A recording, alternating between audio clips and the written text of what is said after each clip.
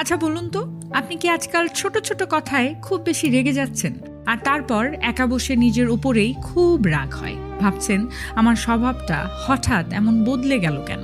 সবাই আমাকে বলছে আপনার অনেক রাগ, আপনি অনেক বেশি রাগী।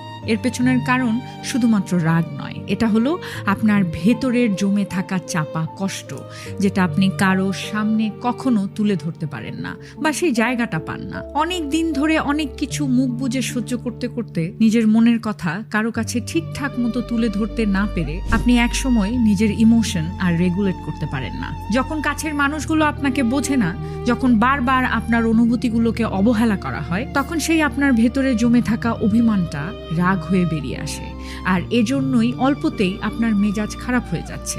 এটা আসলে আপনার দোষ নয়, এটা আপনার মনের প্রকাশ না করতে পারা আর্তনাদ। কিন্তু এই রাগ দেখালে তো কেউ আপনার ভেতরের কষ্টটা বুঝবে না। তাই এবার নিজের ক্ষতের যত্ন আপনার নিজেকেই নিতে হবে, নিজেকে সময় দিতে হবে, নিজের সাথে সবচেয়ে বেশি কথা বলতে হবে। তাহলেই দেখবেন আপনি কি চান, কেন চান, সবকিছু ক্লিয়ার হয়ে যাবে।